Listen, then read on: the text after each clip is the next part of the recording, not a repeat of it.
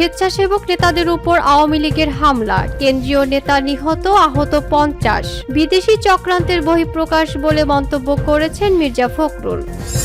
দেশে থেকে যারা প্রতিবাদ জানিয়েছেন তারাই আসল বীরশ্রেষ্ঠ বললেন সাংবাদিক মুশফিকুল ফজল আনসারী। শেখ হাসিনার ১০০ বছর জেল হওয়া উচিত বললেন জয়নুল আবদিন ফারুক। অবশ্যই এই চিঠি চাটুকারিতার মধ্যেই পড়ে, এর জন্য অপমান আমার প্রাপ্য, মুখ খুললেন জয়। ভারতে ইলিশ পাঠাতে পারবো না, আমাদের জনগণ খাবে বললেন মৎস্য উপদেষ্টা। আসসালামু আলাইকুম দর্শক, আমাদের হাতে থাকা সর্বশেষ সংবাদে আপনাদের স্বাগত। এতক্ষণ শুনছিলেন সংবাদ শিরোনাম, এবারে থাকছে বিস্তারিত। দেশ থেকে যারা প্রতিবাদ জানিয়েছেন তারাই আসল বীরশ্রেষ্ঠ বললেন সাংবাদিক মুশফিকুল ফজল আনসারী। যারা দেশে থেকে শেখ হাসিনা সরকারের গুম খুন নির্যাতনের বিরুদ্ধে প্রতিবাদ জানিয়েছেন তাদেরই আসল বীরশ্রেষ্ঠ বলে মন্তব্য করেছেন সাংবাদিক মুশফিকুল ফজল আনসারী। প্রায় এক দশক নির্বাসনে থাকার পর যুক্তরাষ্ট্র থেকে দেশে ফিরে সংবর্ধনা অনুষ্ঠানে তিনি একথা বলেন। বিগত সরকারের মানবাধিকার লঙ্ঘন, নির্বাচনে জালিয়াতি ও কর্তৃত্ববাদী শাসন ব্যবস্থার বিরুদ্ধে বিদেশে যারা সোচ্চার ছিলেন তাদের মধ্যে অন্যতম সাংবাদিক মুশফিক। দীর্ঘ ৯ বছর পর বৃহস্পতিবার ১২ সেপ্টেম্বর দেশে ফেরেন। দেশের মাটিতে পা দিয়ে আবেগ আপ্লুত হয়ে পড়েন। হযরত শাহজালাল আন্তর্জাতিক বিমানবন্দরে তাকে সিজদা দিতে দেখা যায়। শুক্রবার ১৩ সেপ্টেম্বর বিকেলে জাতীয় প্রেস ক্লাবে তার সংবর্ধনার আয়োজন করা হয়। সেখানে পুরনো বন্ধু, সহকর্মী ও ভক্তদের ফুলের শুভেচ্ছা আর ভালোবাসায় সিক্ত হন। অনুষ্ঠানে মুশফিক বলেন, ১৫ বছর প্রতিনিয়ত মানুষকে ভয়ের মধ্যে আটকে রাখা হয়েছিল। ছাত্রদের রক্তের বিনিময়ে সেই ভয় দূর হয়েছে। যে পরিবার তাদের সন্তান হারিয়েছে এই বিপ্লবে তাদের ত্যাগই সবচেয়ে বেশি, তাই তাদের প্রতি কৃতজ্ঞতা জানাই। তবে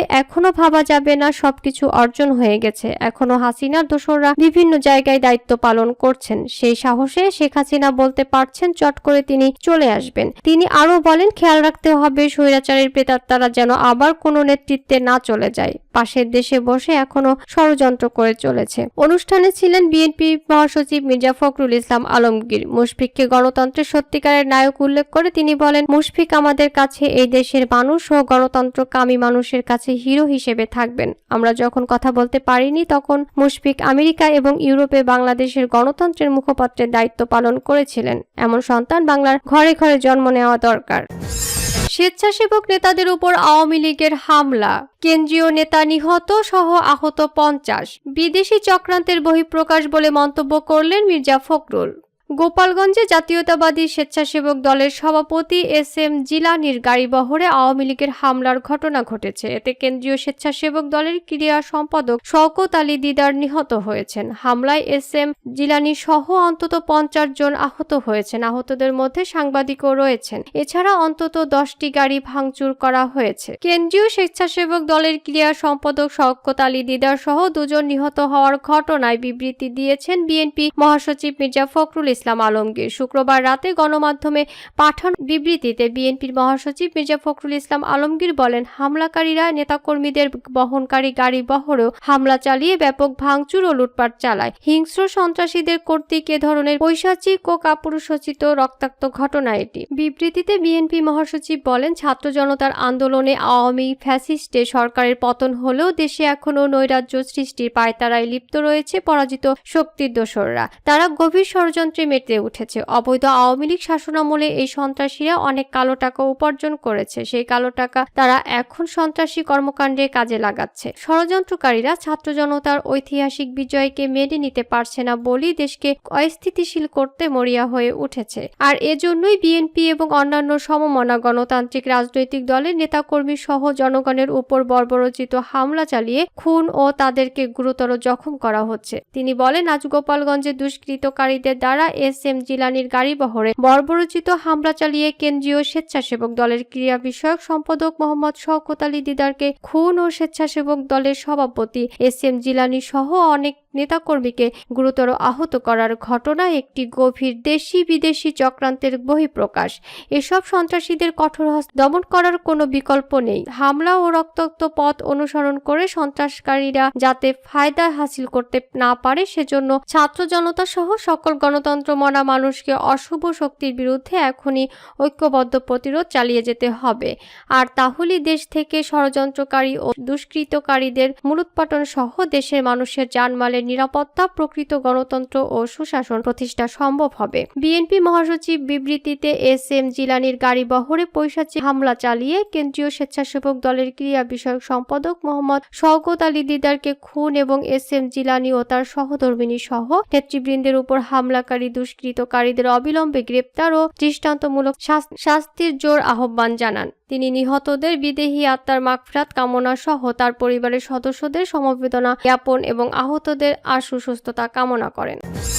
শেখ হাসিনার 100 বছর জেল হওয়া উচিত বললেন জয়নুল আবদিন ফারুক। সাবেক প্রধানমন্ত্রী শেখ হাসিনাকে ভারত থেকে দেশে ফিরিয়ে এনে 100 বছরের কারাদণ্ড দেওয়া উচিত বলে মন্তব্য করেছেন বিএনপির চেয়ারপারসনের উপদেষ্টা জয়নুল আবদিন ফারুক। জয়নুল আবদিন ফারুক বলেছেন, তারেক রহমান যদি 15 আগস্টের মামলার বিনা কারণে আসামি হতে পারে, খালেদা জিয়া 1 কোটি টাকার জন্য 5 বছর জেল খাটতে পারে, 118টি মামলার জন্য শেখ হাসিনাকে হিন্দুস্তান থেকে এনে 100 বছর জেল হওয়া উচিত। শুক্রবার জাতীয় প্রেস ক্লাবের সামনে বিএনপির এক অবস্থান কর্মসূচিতে এমন মন্তব্য করেন জয়নুল আবদিন ফারুক। এ সময় তিনি দাবি করেন, ছাত্র জনতার আন্দোলনের হত্যাকারীদের জেলখানায় ভিআইপি মর্যাদায় রাখা হয়েছে। স্বরাষ্ট্র উপদেষ্টাকে উদ্দেশ্য করে বিএনপির এ নেতা বলেন, যে লোকটি আমার পা অচল করে দিয়েছেন, যে লোকটি সংসদ ভবনের সামনে 31টি সাংসদকে পিটিয়ে লাশ করে দিয়েছেন, যেই হারুন বিএনপির অফিসকে তছনছ করে দিয়েছে, যে বিপ্লব মেহেদীরা বিএনপির অফিসে ঢুকে অস্ত্র রেখে আমাদেরকে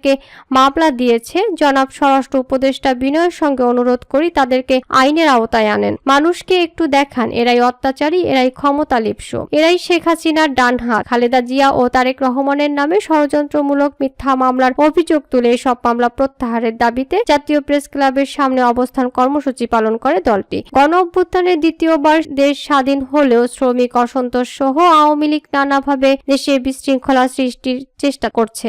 আর এর নেপথ্য মদতদাতা ভারতে পলাতক শেখ হাসিনা। সকালে রাজধানীতে 2টি আলাদা অনুষ্ঠানে বিএনপি নেতারা এমন অভিযোগ করেন। তারা দ্রুত শেখ হাসিনাকে দেশে ফিরিয়ে এনে শাস্তি নিশ্চিতের দাবি জানান। অবশ্যই এই চিঠি চাটুকারিতার মধ্যেই পড়ে, এর জন্য অপমান আমার প্রাপ্য, মুখ খুললেন জয়। নিজেকে বাংলাদেশের একজন জনপ্রিয় নাটক, টিভি ও চলচ্চিত্রকার দাবি করে উপস্থাপক শাহরিয়ার নাজিম শেখ হাসিনাকে উদ্দেশ্য করে লিখেছিলেন এক চিঠি। বলেছিলেন, তার দোয়ায় 17 বছর ধরে বাংলাদেশের জনগণের বিনোদনের অন্যতম উৎস হয়ে আছে টিভি পর্দায় এবং সুস্থ চলচ্চিত্রে। বেশ কয়েক বছর আগের লেখা চিঠিটি আবার নতুন করে ভাইরাল হয়েছে। সেই চিঠির উদ্দেশ্য ছিল একটি প্লট। আওয়ামী লীগ সভানেত্রী শেখ হাসিনা প্রধানমন্ত্রী থাকা অবস্থায় তার কাছে নিজেকে সুযোগ্য সন্তান দাবি করে আবদার করেছিলেন আলোচিত সমালোচিত অভিনেতা ও উপস্থাপক শাহরিয়ার নাজিম জয়। শেখ হাসিনার কাছে রাজধানীর নিকটস্থ পূর্বাঞ্চলে একটি প্লটের আবেদন করেছিলেন অভিনেতা জয়। সেই আবেদনপত্র কয়েক দফায় ভাইরাল হয়েছিল ফেসবুকে। 2014 সালে পূর্বাঞ্চলে জায়গা পাওয়ার জন্য তৎকালীন প্রধানমন্ত্রী শেখ হাসিনার কাছে আবেদন জানিয়েছিলেন এই অভিনেতা, যা 2019 সালে দ্বিতীয়বার ভাইরাল হয়। এবার সরকার পতনের পর আবারও ভাইরাল হলো। বিষয়টি নিয়ে জানতে জয়কে বেশ কয়েকবার ফোন করা হয়েছে, হোয়াটসঅ্যাপে পাঠানো হয়েছে খুদে বার্তা।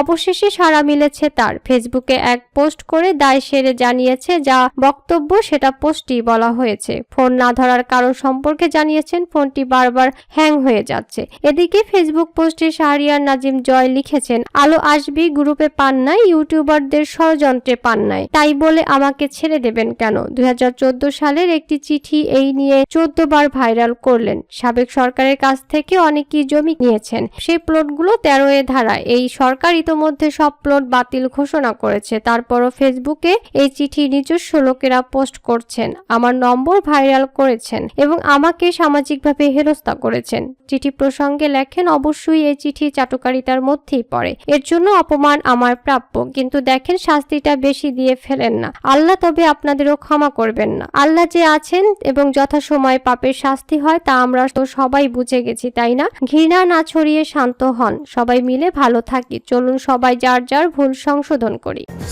ভারতে ইলিশ পাঠাতে পারবো না, আমাদের জনগণ খাবে, বললেন মৎস্য উপদেষ্টা। আমরা দুঃখিত, ভারতে ইলিশ পাঠাতে পারবো না। অন্তর্বর্তী সরকারের মৎস্য ও প্রাণী সম্পদ উপদেষ্টা ফরিদা আক্তার ভারতীয় সংবাদ মাধ্যম নিউজ 18-কে দেওয়া সাক্ষাৎকারে একথা বলেছেন। শুক্রবার 13 সেপ্টেম্বর প্রকাশিত সাক্ষাৎকারে ফরিদা আক্তার বলেন, ইলিশ দামি মাছ। এ মাছ ভারতে চলে যাওয়ায় আমাদের এখানে নাগালের বাইরে দাম থাকে, সাধারণ মানুষ তা খেতে পায় না। আমরাও দুর্গাপূজা উদযাপন করি, আমাদের জনগণই তা উপভোগ করতে পারে। দুর্গাপূজায় ভারতে ইলিশ উৎসবের রেওয়াজ চলমান ছিল বেশ কয়েক দশক ধরেই। প্রতি বছর বর্ষা মৌসুমে পদ্মার ইলিশের জন্য তাই মুখিয়ে থাকত পশ্চিমবঙ্গের মানুষ। সম্প্রতি শেখ হাসিনার সরকার পতনের পর এ ধারাবাহিকতায় ছেদ পড়ে। সম্প্রতি ইলিশ পাঠানোর আবদার করে বাংলাদেশকে যে চিঠি দেওয়া হয় সেটিরও কোনো জবাব পায়নি কলকাতা। এ অবস্থায় আসন্ন দুর্গাপূজায় বাংলাদেশের ইলিশ নিয়ে হতাশ পশ্চিমবঙ্গের রাজধানী কলকাতার ব্যবসায়ীরা। বাংলাদেশে ইলিশের ব্যাপক চাহিদা এবং রপ্তানি নিষেধাজ্ঞা থাকা সত্ত্বেও সাবেক প্রধানমন্ত্রী শেখ হাসিনা দুর্গাপূজার আগে শুভেচ্ছার নামে ভারতে কমপক্ষে 4000 টন ইলিশ পাঠাতো।